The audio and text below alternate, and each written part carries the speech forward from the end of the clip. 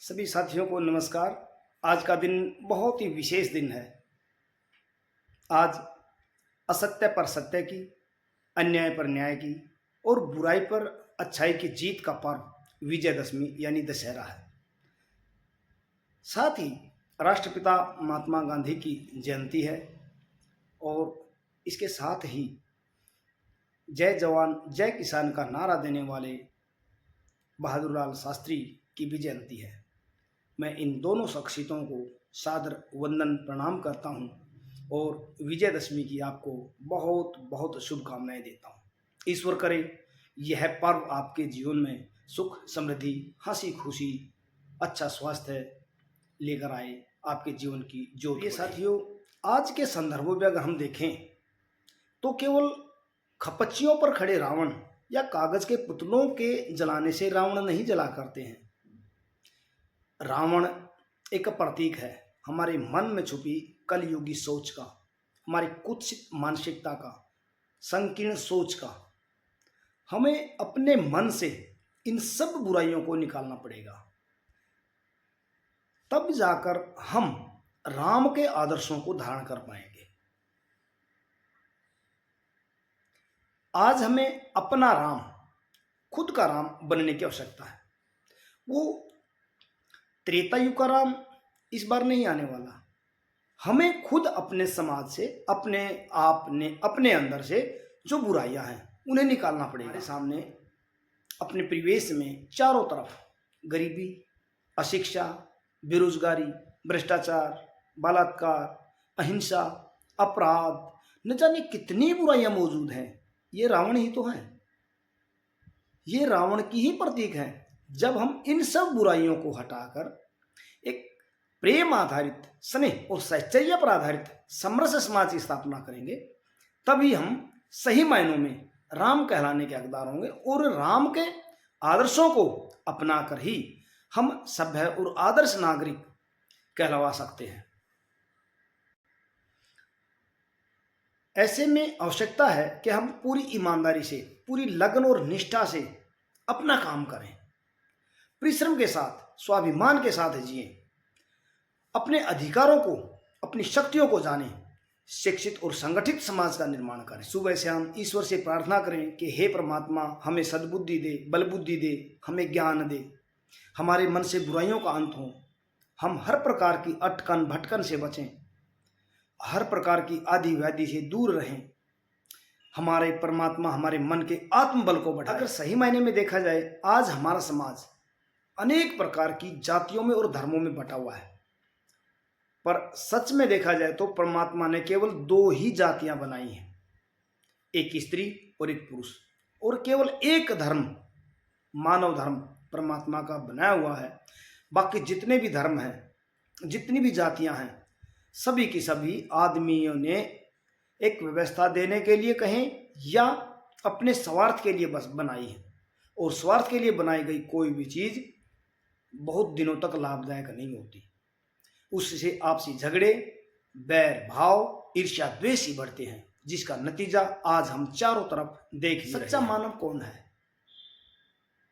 जिस व्यक्ति के अंदर प्रेम है, दया है, करुणा है, जो जीवों के प्रति सहृदय है, जो पशुओं के प्रति प्रेम करने वाला है, जो प्रकृति का पालन पोषण करने वाला है, वो ही सच्चा मनुष्य है। राम कैसे बने? केवल राजमहल में अगर राम रहते तो राम नहीं बनते। राम को राम बनाया है उनके संघर्ष ने, उनके त्याग ने, उनके ने। ये गुण हैं जो आदमी को, मानव को महामानव की ओर ले जाते हैं। गांधी ने भी तो सत्य, अहिंसा, त्याग, तप, क्षमा, शील, स्नेह, परोपकार जैसे दैवीय गुणों को अपनाकर ही इतना बड़ा नाम किया है। विश्व विख्यात गांधी इन्हीं जीवन मूल्यों पर बने हैं, और इन्हीं जीवन मूल्यों को हम अपने जीवन में धारण करके ही उस राम राज्य की जो कल्पना गांधी ने की थी उसे साकार रूप दे सकते हैं, और हम सामान्य मानव से महामानव की ओर बढ़ सकते हैं। तो आइए इसी पावन अवसर पर अपने मन में छुपी हुई बुराइयों को, अपनी छोटी सोच को दूर करें और एक सकारात्मक ढंग से बेहतर समाज के निर्माण के लिए मेरी एक छोटी सी कविता रावण दहन। आशा है वो आपको रावण दहन का अर्थ समझाने में सफल होगी। रावण दहन। हर साल रावण दहन किया जाता है। सभी सोचते हैं जल गया रावण, पर मैं कहता हूं जला नहीं, बल्कि अपनी विशाल भुजाओं के साथ आज भी ठाके मार रहा है रावण। रावण जला नहीं, बल्कि आज भी अपनी विशाल भुजाओं के साथ ठहाके मार रहा है रावण। भ्रष्टाचार, बलात्कार, कामचोरी, अशिक्षा, शोषण और गरीबी, न जाने कितने रावण हैं जो आज जिंदा हैं। न जाने कितने रावण हैं जो आज जिंदा हैं। असली रावण को जलाना है, असली रावण को जलाना है तो उस त्रेता के रावण को नहीं, अपने मन में छुपी कुवृत्ति कलयुगी सोच का दहन करो। मन में छुपी कुवृत्ति अपनी कलयुगी सोच का दहन करो, जिसकी गिरफ्त में न जाने कितनी सीताएं मौन साधे बैठी हैं। उनकी चुप्पी को आवाज दो, उनकी चुप्पी को आवाज दो, तभी तुम राम बनोगे और रावण दहन के हकदार बनोगे। रावण दहन के हकदार बनोगे। ये छोटी सी मेरी कविता, मेरे विद्यालय की एक लड़की है प्रिया, बहुत प्रतिभाशाली, बहुत प्यारी बच्ची है, कक्षा 7वीं में पढ़ती है। पिछले दिनों उसके पिताजी गुजर गए, तो उसने एक कविता मुझे सुनाई। बेहद मार्मिक कविता है, मन को छू जाने वाली कविता है। आप भी उस कविता को सुनिए और उसका आनंद लीजिए। उस बच्ची को भी शुभकामनाएं दीजिए। हैं एक आप ही नहीं कि आज भी लगता है कि आज भी लगता है आप आओगे और पूछोगे कि बेटा ठीक है, पर ये शब्द मेरे कानों तक आते ही नहीं।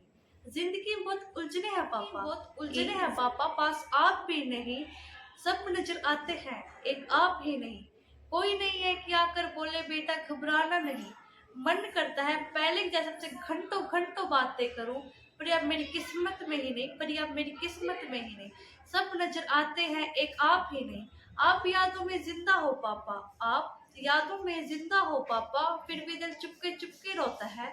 आंसू पूछने वाला कोई भी नहीं, खुद ही चुप होना पड़ता है पापा। आज भी वो पल याद है, लगता है कल की ही बात है। आज भी वो पल याद है, लगता है कल की ही बात। उम्मीद है आज का मेरा प्रयास सफल रहा होगा और आपको बहुत ही पसंद आया होगा। आप अपना स्नेह आशीर्वाद बनाए रखिए। पुनः आपको विजयदशमी की, गांधी जयंती की और लाल बहादुर शास्त्री जयंती की बहुत बहुत शुभकामनाएं। आपको बहुत बहुत बधाई। नमस्कार, जय हिंद।